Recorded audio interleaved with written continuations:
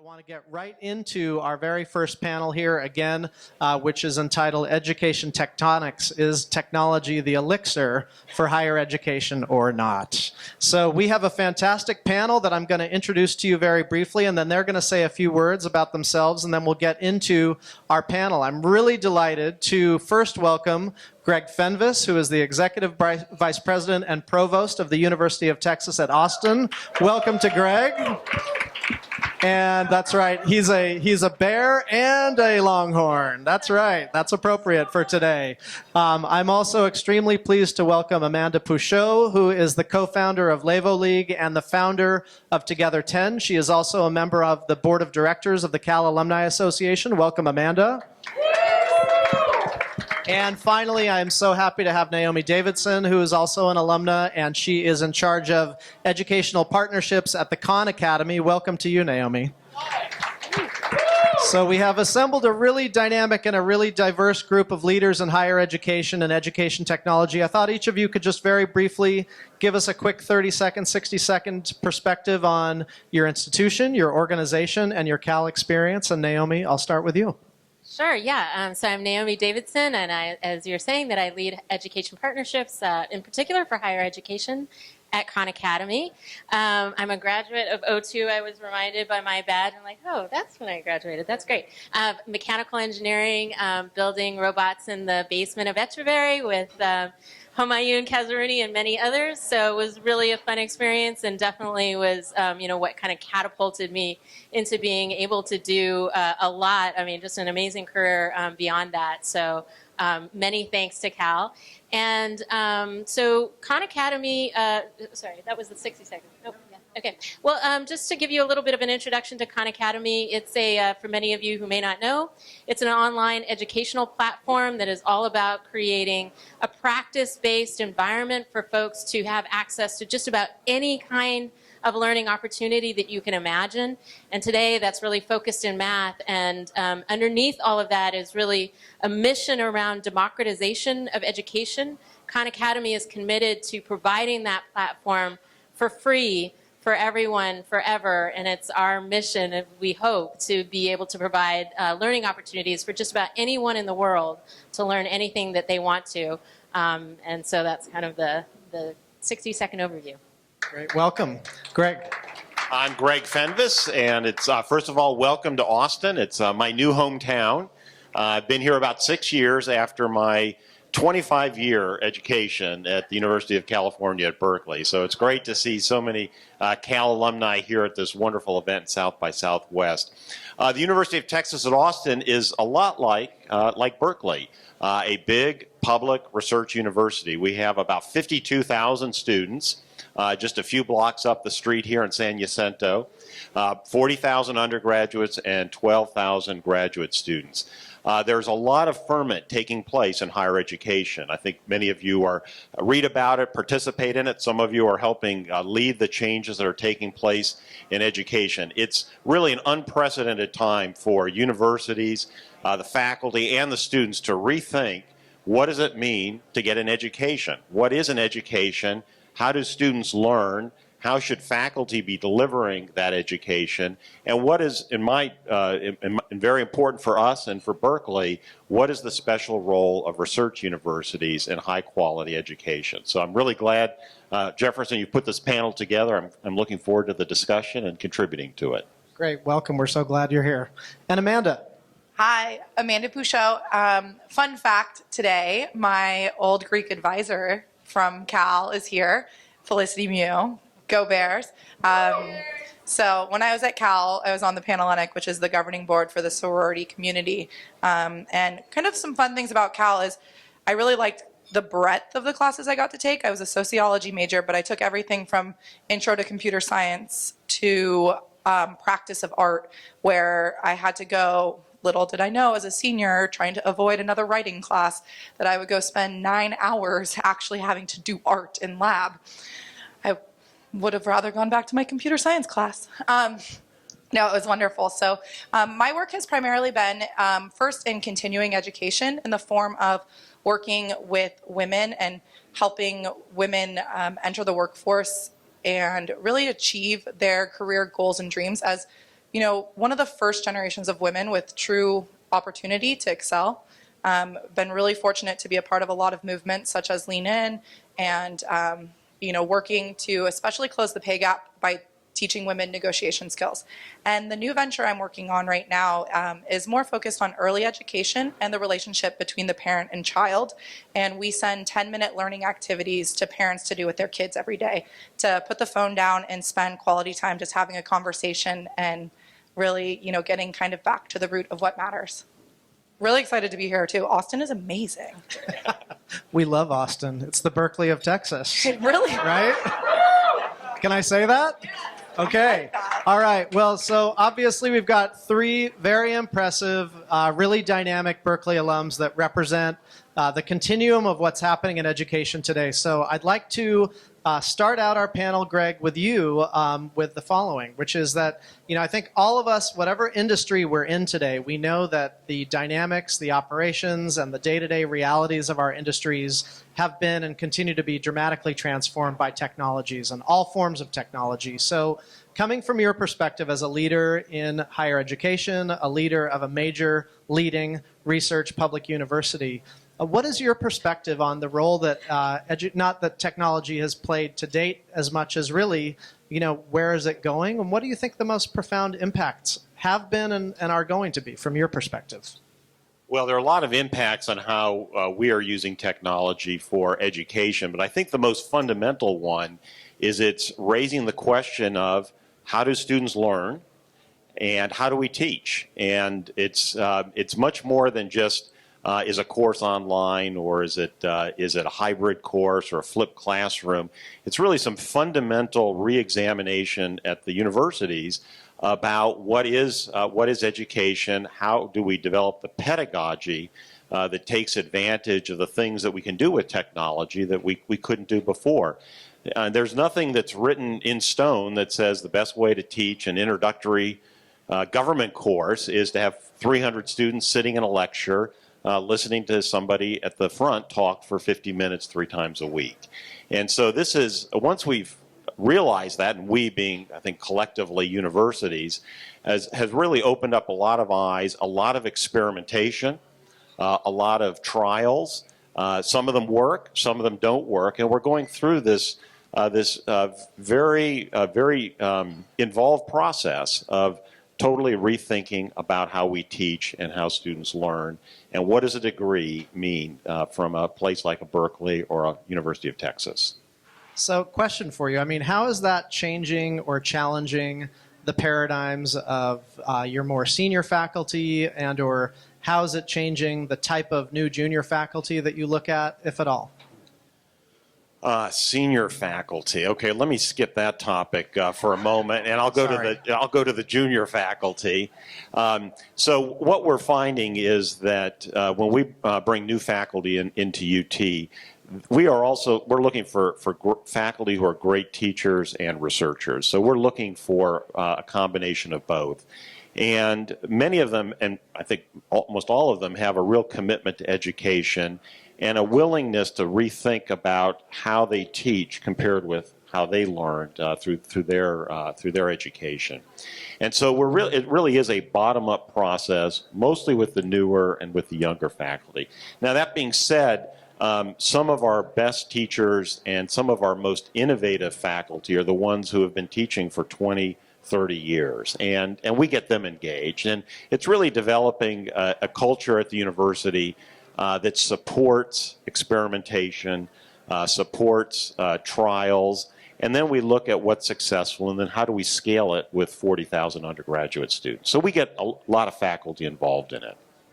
Yeah, really interesting to hear that perspective. And then I want to pose the same question, Naomi, to you, because you're in a very alternative segment of higher education, one that is very much all about the technological deployment of content. So what's your perspective on the new landscape and what the changes have been and maybe will be? Yeah, I mean, I think that what technology is enabling us to do, and I agree that it's all about really redefining how we think. We're understanding a lot more about how we learn. And we're learning that in part because technology provides an interactive platform to capture a lot of data that we never used to have. You can, even as a student, I mean, one thing that's radically different from the world that I was in just a few years ago versus today is that, when you were submitting a homework assignment, you had to wait for your professor to read that over and get it back to you, and you're really just graded on whether or not you got it right or not. Now we can capture all kinds of different pieces of data around your interactivity, the behavior you're taking, the approach you're taking. Professors are actually able to engage with you on your strategies about learning, and as we capture more data about people's strategies about learning, we're learning a lot more about how people learn. And so, those two things are kind of coming together to create a really different environment for students in kind of even at the most day-to-day and moment-to-moment levels. And I think that's really exciting. You see that on Khan Academy all the time. I'm working with several professors who are fundamentally fascinated by looking at the interactions with their students and the math that they're studying. And I can only imagine how that starts to scale up when, like, for example, we launch the physics content that's connected to the math, and you can see where students' gaps are in understanding, and you can actually debug whether or not somebody has a problem that's conceptual in nature versus, it's more of a behavioral or a skill gap area around their learning approach. And being able to be an educator who thinks about educating not just on material, but on how to be a great student is profound. It's really different. It's really new. And I think that that's one of the biggest ways that it's really changing. And I want to ask some questions in a minute about the student experience, but just another follow-on to you, Naomi. So you have an interesting background. You're Berkeley, you're MIT, you're McKinsey, you're Pixar, and now you're Khan Academy.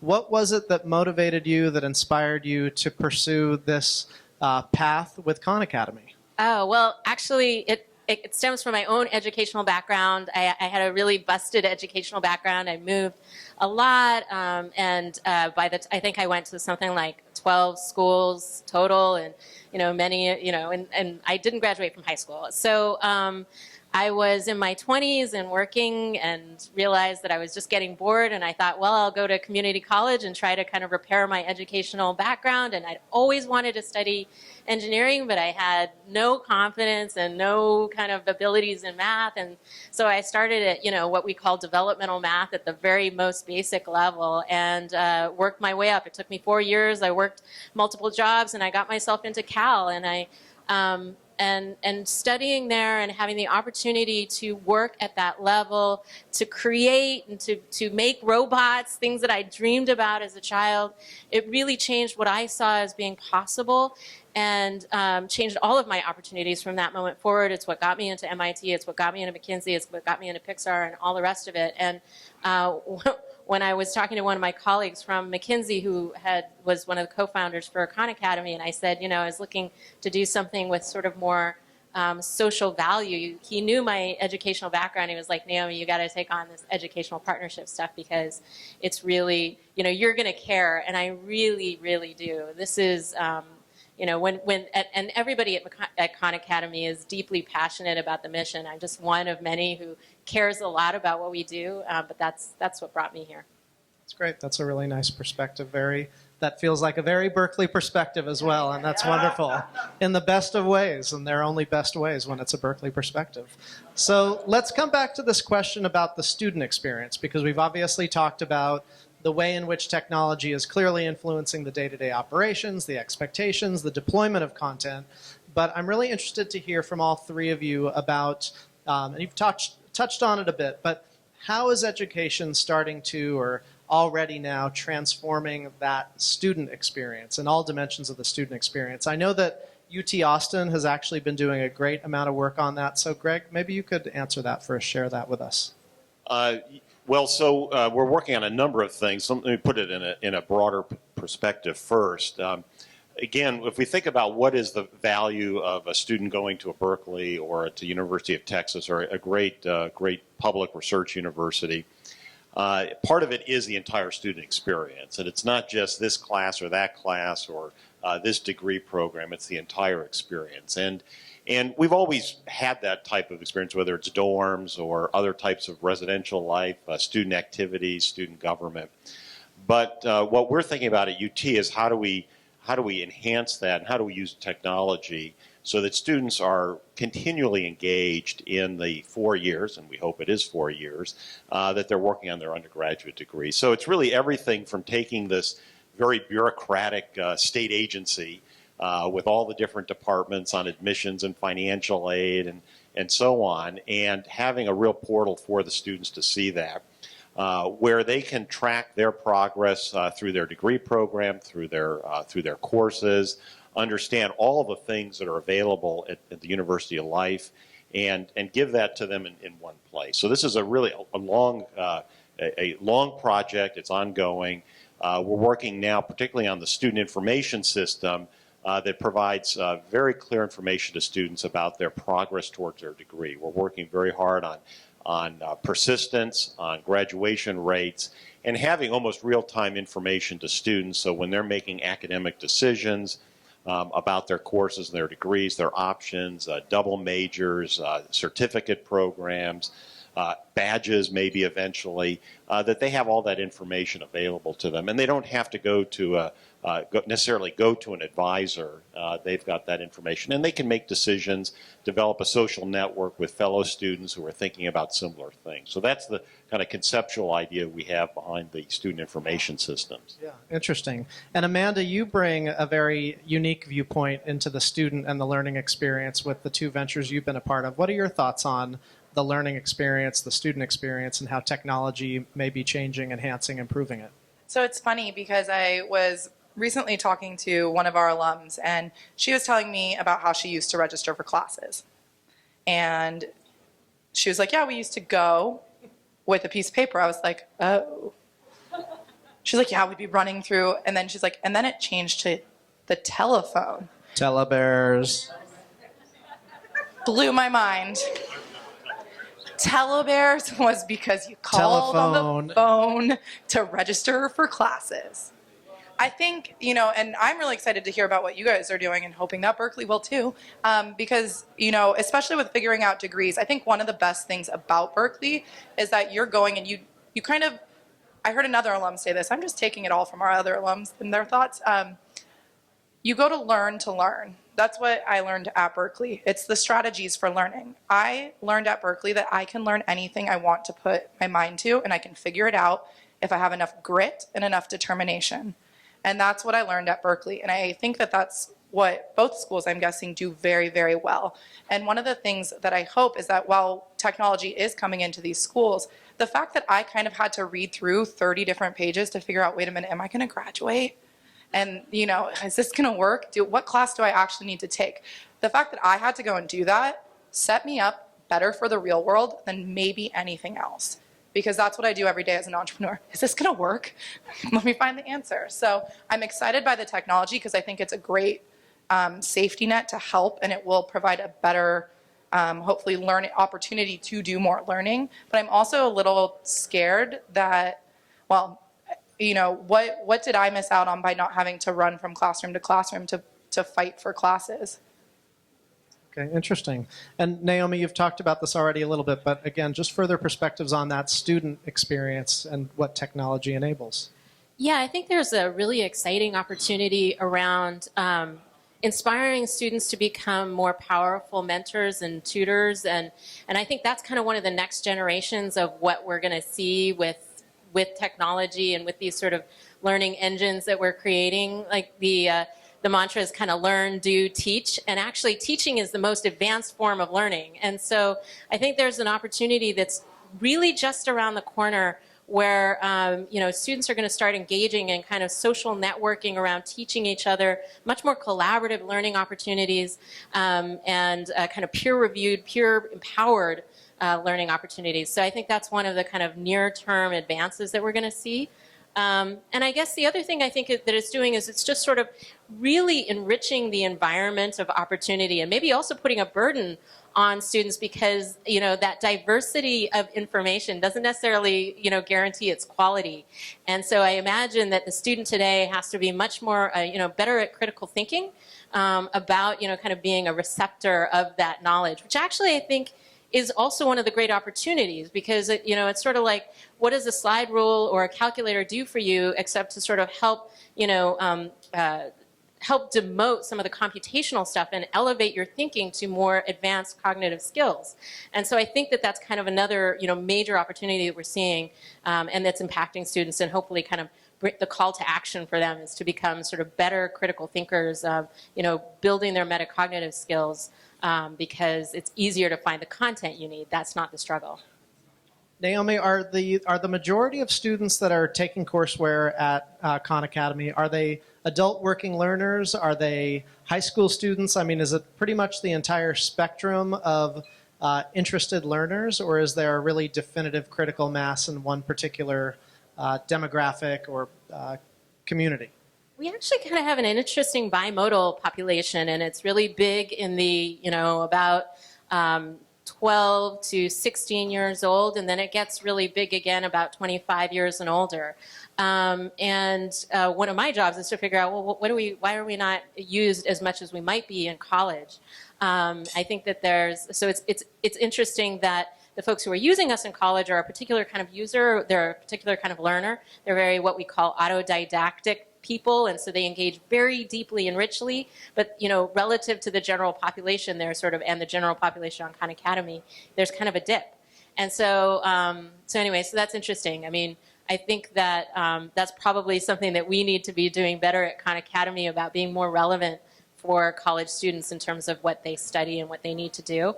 So I'm hoping that some of our physics and biology and chemistry stuff and other materials that are coming out this year are really going to help address that. Interesting. And I mean, Greg, so you've been a leader in higher ed for a few years, and you're a senior guy in the space. You work with students, and you talked about earlier just some of these expectations and the new tools that you're availing of students. Are there certain themes or characteristics that you've really noticed, particularly as the millennials come onto the college campus? Are there a different set of expectations for the way in which they'll interact with content and learning, in addition to or beyond what you were speaking of earlier? Well, I think it's clear to almost everybody that students, 18-year-olds, 17-year-olds that are coming to college now have just grown up with technology. They have no other experience, and they hear stories about standing in line to get a computer card to register for a course, and they think that was the Stone Age. And so they're just much more used to engaging with technology. And the reality is there really is a push there. The students want it probably more than the faculty do. And that's been part of the motivation at a place like UT, and I'm sure at other places, to really use that to engage the students. So there is a bit of a push coming from the students, which I see as very positive. Great. Interesting perspectives from a variety of different segments of the industry. So obviously we've just come off of the conclusion of southbysouthwest.edu. How many people in the room attended any of the South by EDU programming? Raise your hands. Anybody? Anyone? You're here for entertainment and music and technology and interaction. All right. Go Bears. That's okay. But hey, .edu, we're big. It's cool. It's hip. It's going to be the next big thing. It is the thing. So I want to just talk a little bit about that week, because I know that over the past 5 years, it's grown from a few hundred now to, I think, over 5,000 attendees, southbysouthwest.edu. Naomi, obviously, was a part of that. She was a speaker and a presenter. Greg, I know you've had a lot of involvement with southby.edu over the years. Were there any things in particular this year, any new narratives or prevailing themes or conversations that you think are particularly interesting that we're going to start to see more of or hear more of, or that just really captured your attention, Naomi? What did you observe? Yeah, well, I guess one thing that I was really shocked by, I haven't been to South by Southwest EDU before, but when I went to give my presentation, I did my normal thing of asking, so how many of you are teaching math or in some way involved with that, which was the sort of focus of our session. And only about a third of the people raised their hands, and I was like, whoa, who else is in this room? And as I got a chance to meet them, there are a lot of technologists. So I was really surprised by the level and caliber of entrepreneurs out there who are really building and creating and were eager to talk to Khan Academy about, how they could sync up, and, so it was really exciting in that way. A lot of movers and shakers. And I think because I focus a lot on trying to think about how we can improve student outcomes in college, and math is the biggest barrier to that. So I spent a lot of time working with universities and community colleges on their developmental math programs. I was focused on trying to, draw insights from EDU around that. And what I saw that's really exciting, and I think it gets back to kind of understanding about how to learn. There's a lot of, redefining the relationships that are available in, the educational partnership that an institution has with students. So coaching and tutoring conversations, using data-driven instruction, competency-based learning models, so kind of challenging the credit hour, and other approaches that I think are going to be really meaningful and really impactful, probably in the next year or two, even as I start to work with colleges and see, big initiatives picking up around that. So, Greg, what have you seen over the years at South by EDU? Well, there are a lot of new ideas, but let me just pick up on something very significant that Naomi just said. I think we're seeing a lot of this issue of how do you crack the credit hour. The whole idea of a credit hour, 120 units to a bachelor's degree, really may be an anachronism. And what you're seeing with a lot of the ideas, the technology that's enabling the ideas, is really starting to change some of that. And let me, if you don't mind, Jefferson, let me digress for just a moment in that spirit. Here at UT, we're starting a new medical school, the Dell Medical School. So we're at 2nd Street now in San Jacinto. If you have a chance to go up to 15th Street, you'll see about 7 or 8 cranes that are building our new medical school. Now, one of the interesting things about the medical school is the dramatic changes taking place in medical education. And we are going to have a very unique 4-year MD program. No classes, no semester credit hour, no lectures. It's all technology-based. It's all flipped or hybrid education or experiential learning. There are no classes and no semester credit hours. Now, medical students are a very select group, very talented students, very motivated. But we're also looking at this as a model for broader types of education that divide the knowledge and the education into smaller units, have much more interactive ways of teaching and learning, has assessment built into it. And so I think we're sort of all experimenting with how do we get out of this century-old system of the semester credit hour that leads to a degree. That is really interesting because I think one of the huge narratives that's happening across the country is this debate around online, offline, mixed modality, what's better, is it a 50-50 model? And that's is that the first ever program in a medical program medical doing school. There are 1 or 2 others. We spent a lot of time in developing the Dell Medical School curriculum and the mode of delivery, and then of course hiring faculty and instructors for it. So we're taking some lessons learned from some very innovative programs. The Duke Medical Schools, probably of the existing medical schools, probably has been the most advanced in this type of medical education. So do you think this is scalable for the world of higher education? I mean, are we inexorably moving toward at a minimum 50-50 on and offline modality university experience, or what does this mean for the future of education? I think it is scalable, and the technology allows scaling. The experiential part, the project-based part, the kind of building robots in the basement, that's a crucial part of the education. So how we mix that together with the skills, developing the cognitive abilities of students. So I think it's all scalable. Now, going from 50 medical students to 7,000 freshmen, that's a big challenge. And of course, the kind of ideas that South by Southwest EDU and other places are where we're going to be developing those experiments. Really interesting. And Naomi, what's your perspective on this? And is that your future? Are you seeing that just the tidal wave of students and learners are really going to exclusively want this format? Or are you facing some of the alternative challenges where you're considering, do we need some kind of an in-person modality? I would say that hopefully technology is advancing the in-person conversation, and so that you really would never, there's almost no student that I know that is really benefited by moving more toward a technological interaction than a human and technological interaction. I think that hopefully what the technology provides is, again, like that insight and that ability to individualize an approach for them. I mean, it gives us the ability to very quickly across, imagine, 350 students in your class and you're all learning math together. It actually gives you within hours a sense of where everybody is in that class against that material, and enables you to be able to right size your approach to those individual students. So, you brought up a really interesting point around motivation.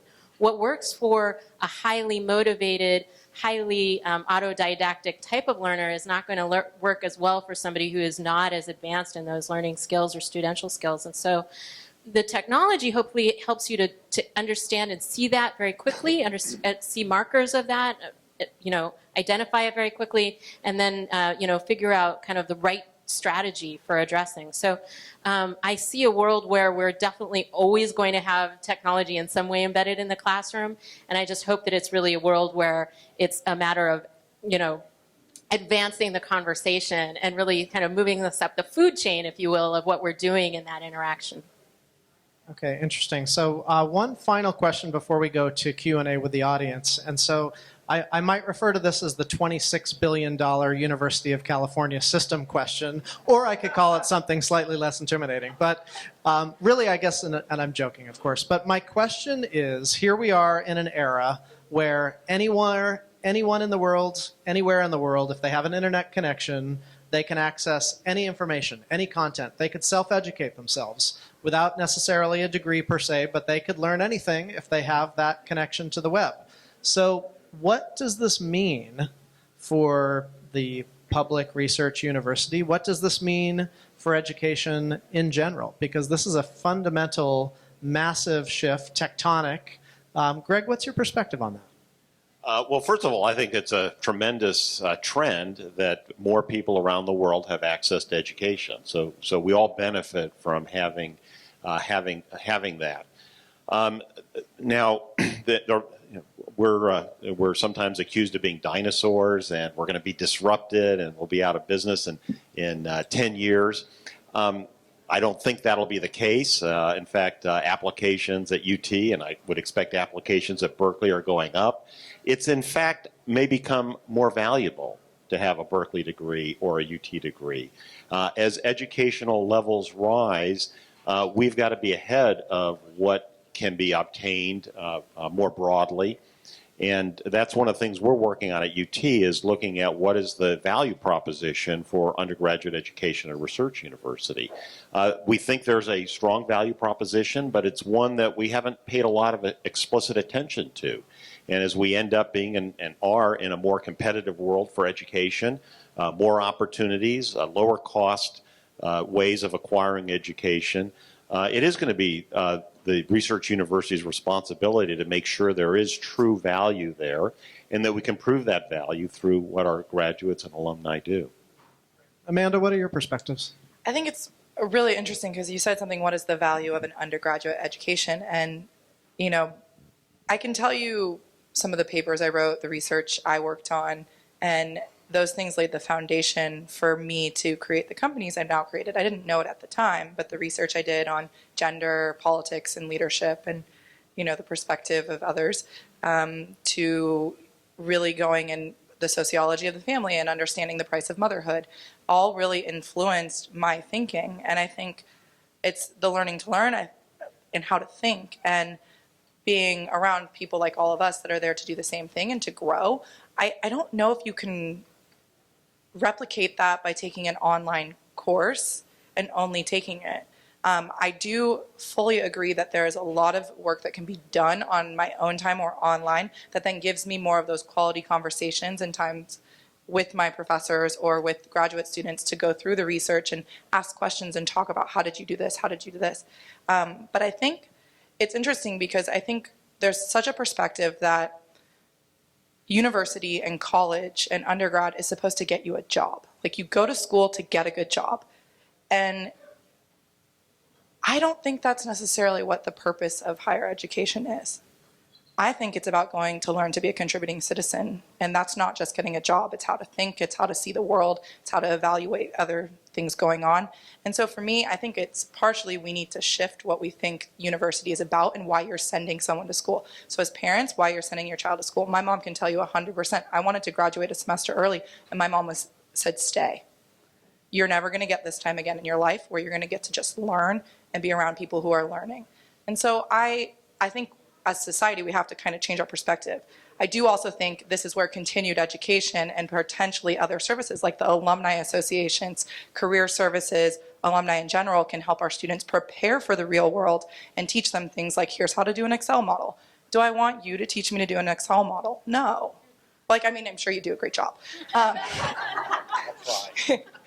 And I'd rather us have like a real meaningful conversation. So that's kind of my thoughts on it. I'm obviously pro-Cal and pro-higher education. And now it's about accessibility for all. No, great perspective. So before we go to some questions, let me just close with you, Naomi. So disruption or the new model or somewhere in between? What does it mean, all of this being freely available? Yeah, I think that being freely available is disruptive and in a great way. And I do think that it does push public universities, public research institutions to be more focused on delivering that much better of an education. I mean, I think back to some of my professors very fondly, but then I also think about some moments where I could tell they were a lot more focused on their research than they were focused on teaching me in that class. And while that was great because it sort of encouraged me to be really scrappy, and I think that's a characteristic we really encourage at Cal, which is a great characteristic to have when you go off later on in life, because people aren't really kind of nurturing you through everything that you do. But you know, at the same time, I think that there was a lot of opportunity left on the table in terms of thinking about the value of the education over and above, you know, sort of just the rigor of the content and getting through the process. So I think that it is disruptive, and I think it's going to make education really that much more exciting and breed graduates that are really going to take us into the 20th century, and that's exciting. Great. All right. Well, I'd like to open it up just for a few questions in the audience, and you raised your hand first. So let's start with you, and let me give you the mic. Thanks for coming out and talking to us, Naomi. Your story is very inspiring. But I guess, Amanda, you kind of touched on it, but how do the rest of you guys feel about things like General Assembly or Hacker School or Code School in teaching more practical skills that are, I guess, more job-focused, and what the role will be for larger institutions for teaching those kinds of skills that are going to prepare people directly for the job market? And yeah, I guess, are there ways that public universities or private universities, for that matter, can do a better job of the same kind of technical education that's more job-focused? Can I ask a follow-up question? I've got a question to a question. So I'm obviously a huge fan of General Assembly, 1 month. There's tons. I took a writing course online to become a better writer. My question is I didn't learn theory. So I didn't learn any theory. I just learned how to do. That would. Greg, what do you think? Yeah, well, this is often a tricky balance when we're thinking about curriculum and programs, skills versus deep knowledge that will have a long shelf life. And we need to do both, and what that balance is for any individual student or program is somewhat variable. The problem, and I agree with Naomi exactly, our first role as an educational institution is not to prepare students for that first job. In fact, one of our deans has a great expression. He says, our role is to prepare students for their third job, and that job may not exist yet. And so that's really the long shelf life education that we really should be doing. Now, nevertheless, there are a lot of skills, but if we teach students to learn and they get practice doing that, and we provide mechanisms that may not be at UT or Berkeley, it may be a General Assembly or other types of organizations and that we can partner with, then we can get the best of both worlds. But we don't have these big, expensive research universities to teach a particular skill set that may not exist in 3 or 4 years. Naomi, what are your thoughts? Yeah, I think it's I think that recognizing that there's a value of a liberal arts education, which is really more about, I love how you said that, like thinking about the job you're going to have in 3 years, and that's fantastic. And then I think there is a role that we need to be addressing more explicitly around when you are going to build skills for the next career move, and especially in this economy where, you know, like I've had, you know, we just talked through my different jobs, and I think everybody that I know in this sort of modern economy is quite flexible, quite plastic, moving around, pivoting across a lot of different skills, and being able to kind of go and collect those as you need them, and recognizing the two different types of education pathways, one being more generalist and one being more specific and skill building, is important. I think we talk about them all the same way, which is actually quite confusing. I see a lot of movement towards this in community colleges, which is cool. They're kind of innovating around that more. And I think that there is a possibility or a role for universities to also have, you know, maybe through continuing education and other things, to have, you know, kind of better access to that skill building that you need for that next career push or pivot. Great. Okay, I think we have time for one more question, and you got your hand up first, so you go. So I would be really interested in how you got that medical school funded. That is such a massive experiment, like millions of dollars at stake. It's not just a small, like we'll try this in one classroom and see how it goes, but it's literally 7,000 students, and we'll just like throw it in the wind. And I'm sure that that is not the kind of conversation that you're having when you're planning a school. So I want to know, what is the rational thought behind it to take such a big risk, which I 1,000,000% agree with, but I want to know how you made everybody else do it, or I don't know where it came from. How did he do it? Well, so those are a couple of questions. How did we get the money? I won't get into that. That's Texas politics, which is probably a subject for a different panel. But thinking about the great thing about starting something new is you can do it any way you want, but you only get to do it once. So you do have to get it right the first time, because it becomes very hard to change, and of course could have very dire consequences if you don't get it right. We had, on the curriculum specifically, if that's your question, we had about 200, almost 250 people working for about 3 years thinking about the curriculum. Faculty at UT, we had faculty from other academic medical centers, we had local physicians, we had consultants doing a very detailed thinking and planning process about the curriculum that looked nationwide about how medical education has evolved over the years, and it's changing dramatically because of healthcare changes. You know, the whole when we're talking about higher education, the changes that are taking place in healthcare are much more dramatic and are happening much more rapidly than they are in education. And what does that mean in terms of medical education, both the 4-year MD degree and then the residency program? So we had a lot of people working really for about 3 years thinking this through. I think we've done all the benchmarking that we can do. A lot of enthusiasm for this experiment, but it is an experiment. We think it's going to be fine. We will be accredited as a medical school. It's not public yet, but we will be accredited, and I think we're going to get great students who want to get this very unique, innovative medical education. Thank you. My event producer might kick me for this, but I do want to take one more question, if we have one. Anyone? One more question? Come on, there you go. All right, here you go. You want a microphone? Naomi, you had mentioned earlier that a lot of students who pursue online learning are what you called autodidactic.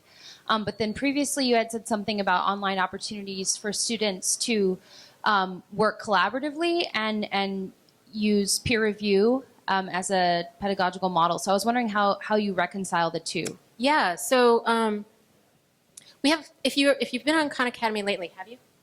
Have you been on Khan? So we have different types of content on there, and what we see is people engage those different types of content very differently. So in the early days of Khan Academy, we were really known a lot for our videos, and as we started to progress, we created a lot more of these adaptive learning exercises, and we started connecting much more rich analytic sets to them, you know, that helped you to understand what people were doing, were they mastering concepts and all the rest of it, and so.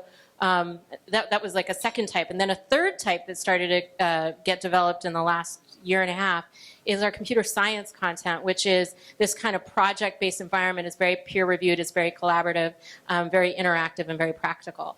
And so what we have in numbers is a lot of people who engage very independently on those videos. And now what we're building more around is a new set of people who are kind of engaging more collaboratively around these more interactive materials. And then I think that what we have to do at Khan Academy is to really work to get the word out and make sure that students really understand how they can kind of start to engage with each other and what that might look like. Because I think it is different and new. And maybe also just folks are unaware that that resource is there. Great, thank you. Everyone, please join me in a big round of applause for this excellent panel. Thank you all so much, and yes, thank you. Thank you, You guys Jeff. represent Thank you for Berkeley's- organizing it. It's our pleasure, and thank you guys so much for being a part of it.